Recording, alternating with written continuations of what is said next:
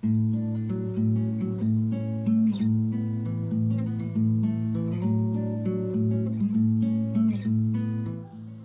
everybody, welcome back to Conscientious Omnivore. My name is Pal.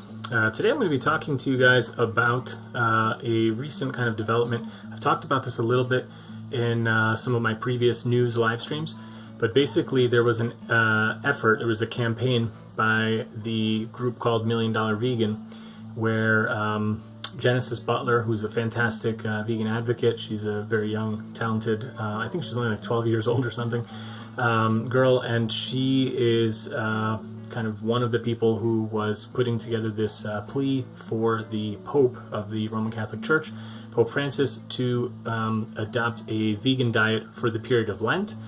If anybody doesn't know what Lent is, or the fasting that usually goes around with it, check out my video from actually over a year ago that I put together about fasting, and there's another one that I'm going to actually reference to here, which I put together even before that. It was about Halloween and talking about Christianity and vegetarianism, veganism, etc.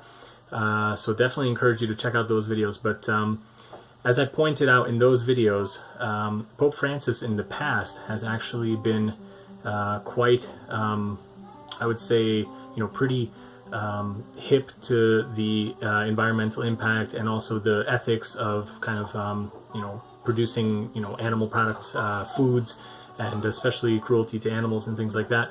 I'm going to insert here a little clip from the video that I did just to give you guys the background.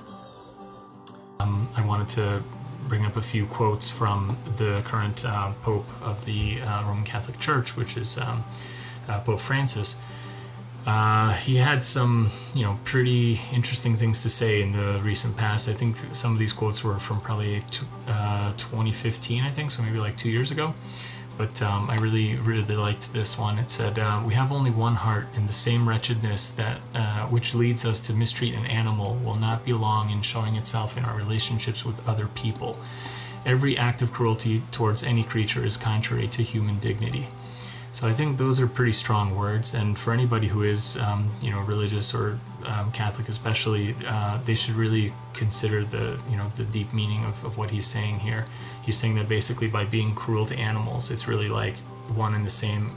It's the same path that is going to lead you to being cruel to people. So you're cruel to animals, you're going to be cruel to people, and he really says that it's contrary to human dignity. So I think that's an important quote and has a lot of power. And then the next one that I wanted to read is just this one. It says, "Today, however, we have to realize that a true ecological approach always becomes a social approach. It must integrate questions of justice and debates on the environment so as to hear both the cry of the earth and the cry of the poor." This, I think, really says a lot, again, on a lot of different levels. One is that, you basically have the environment being impacted so heavily by animal agriculture that it's, as a religious person, as a caring person, you simply cannot ignore that. We cannot destroy the world that, that we have to live on simply for our taste pleasures. And basically the fact that he's also bringing it back to the cry of the poor also, I think, in my mind, says that he's aware of the connection that poor people are often the people who suffer the most from the agricultural practices that we have in the modern world. So you have people being displaced in the Amazon, the forests are getting cut down. You have the soy and the corn that's being produced in these areas being fed to livestock, which is then shipped all over the world to feed rich people living in the developed areas of the world. And it really is a social justice movement for people as well to consider the impact of what you're eating. So I think these are like really important messages, and especially just from an ethical, moral standpoint, I think people really need to consider more their impact of choosing what to eat. And what was going on now in the past few weeks leading up to this Lenten season was this effort to get Pope Francis to adopt a vegan diet. And the basic idea was that if he was going to do that, this group would actually give $1 million in a donation to a charity of the Pope's choosing, for, basically like congratulating him for making this great decision and adopting a vegan diet, and hopefully being an example for other Christians around the world who take their guidance from the Pope. And, unfortunately, that did not happen. He did not accept the offer. And I'm going to share with you guys just really quick here, what the response was. But as you can see from this article on Veg News, Pope Francis did respond to Genesis Butler through a representative, and he gave a pretty ambiguous, but in my mind not an ambiguous answer. This article says it's ambiguous though. So here is the senior priest and assessor for general affairs for Pope Francis. His Holiness Pope Francis has received your letter, and he has asked me to thank you. He appreciates the concern about care for our world, our common home, which prompted you to write to him, the letter stated. The Holy Father will remember you in his prayers, and he sends you his blessings. So, they're saying, given the Pope's ambiguous response, Butler is continuing her efforts by inviting the religious leader to share a vegan meal with her at any time during Lent to discuss the devastating effects of animal agriculture on the environment. The statement here is that we are grateful that Pope Francis was able to take the time to respond to Genesis, but we are now politely requesting that His Holiness take action to address the issues of climate change, loss of biodiversity, species extinction, animal suffering, and world hunger, all of which are linked to animal agriculture, by meeting with Genesis and discussing these issues. $1 Million Vegan CEO and Veganuary co-founder Matthew Glover said. So we would like His Holiness to consider what Jesus would say about factory farming, and also the fact that according to research from Oxford University, we can reduce our personal greenhouse gas emissions by around 30 to 50% by adopting a plant-based diet. So, that's the statement. And why am I talking about this? The reason I bring this up is because in my mind, this is not an ambiguous message. This is a very clear message that he is not going to go, vegan for Lent. And I just wanted to share my thoughts as to why I think this is happening. With any kind of visible, like very highly visible leader of any kind of group, of any kind of association, any kind of, even like a company or a business or something like that, there are a lot of optics and a lot of politics that go into any kind of decision like this. If you think about it in a different way, now, many of the people watching this, you guys are vegans, you guys would probably be like, well, what the heck? Like, why wouldn't he, take this wonderful offer? He could get $1 million to donate to his charity of choice. But let's say that you didn't agree with the, the basic premise of the offer. Let's say it was just some group that wanted the Pope to put on a silly outfit and dance for a minute, and then they would give him $1 million to give to a charity. You would probably see that the optics around that would be kind of weird, and you could probably understand why he wouldn't do it. Now, I have obviously very mixed emotions about this, because as a vegan, I would be like, yeah, man, he should just take the offer. It's great. Like, he's helping people, he's helping, the animals, he's helping the environment, everything. Like, what's the big deal? And he's going to encourage people that follow him and take guidance from him to be vegan for Lent. But the fact is that any leader of any kind of group, they really do think a lot about the optics of the situation. And it doesn't matter whether or not the intentions of the people making this donation are good or not. The optics of it is that he can be bought, he can be told what to do and told what to say, or told how to eat or what what not to eat specifically. And he's not going to do it. And, there was this kind of wishy-washy answer of just oh, thanks, and, it's nice that you care about the earth, and I'll pray for you. That's pretty much the gist of it. But, in my mind, the fact that he didn't go vegan for Lent, I think, is not very disappointing. I wouldn't have expected him to do it. But what is disappointing is the wishy-washy answer.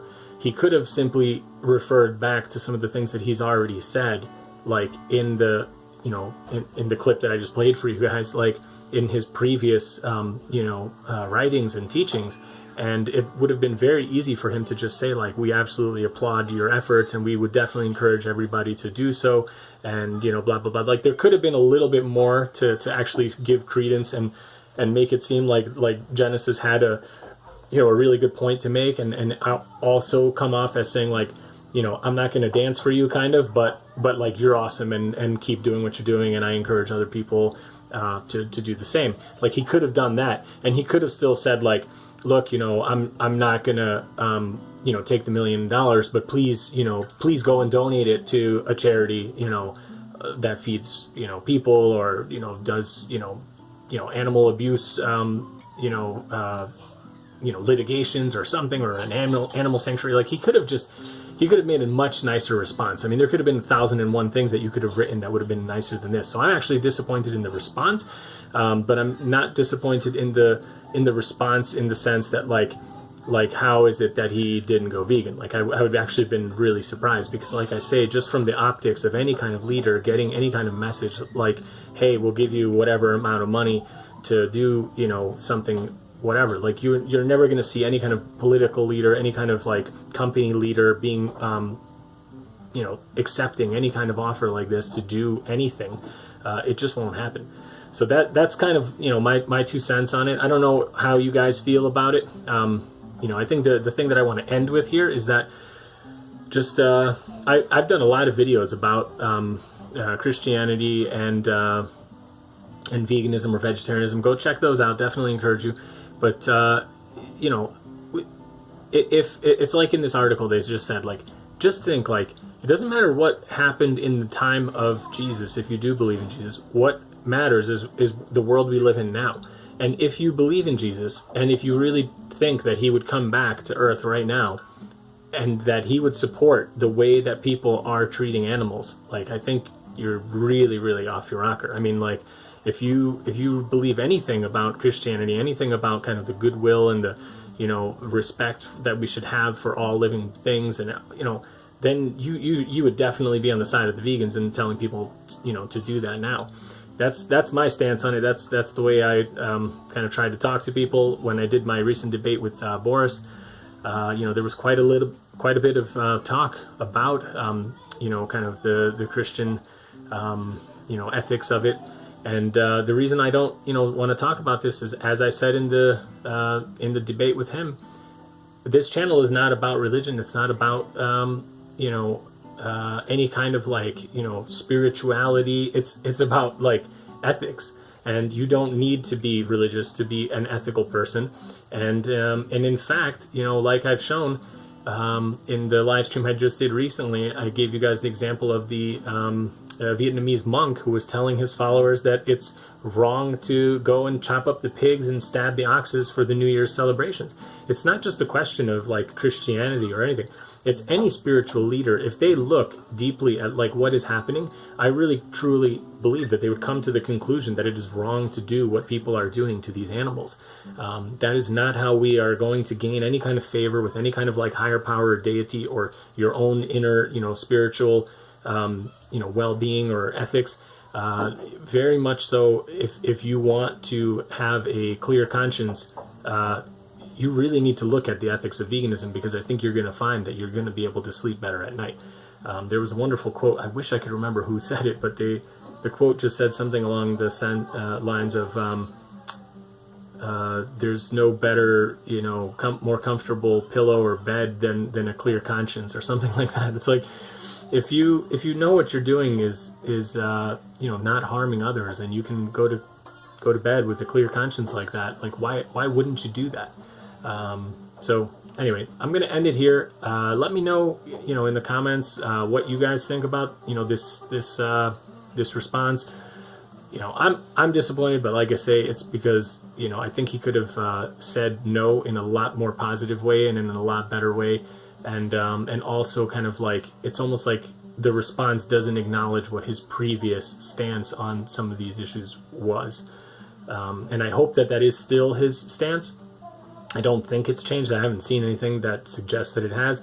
And I hope that in the future he'll be, pushing that stance even more, with all of the information that's come out, in the most recent news about, scientist estimates saying that we have about 12 years to fix our problems before we pass these critical thresholds as far as the climate change goes. It's more imperative than ever that we, change as a whole society across the world. And I wish like there would be more spiritual leaders like the guy in Vietnam that I talked about, the monk, you know, telling people like this is not the way forward, this is not how we gain favor and, you know, good fortune for the new year and all this kind of stuff. So if you are an observing Christian and you are in Lent, I'm going to say the same thing that I said in my last year's video.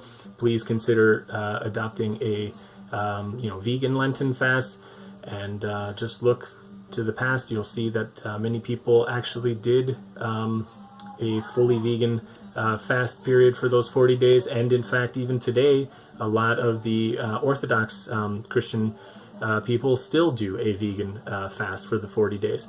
So please, you know, take a look at that stuff, and hopefully, you know, more people change. And I hope that you know, this video helps a little bit clarify some of the way I look at it, if anybody's interested. So cool, that's it. Hope you guys are well, and just want to say thanks again to all of the new subscribers. I really appreciate your support, and yeah, please, you know, share this with people if you can, and see you in the next one.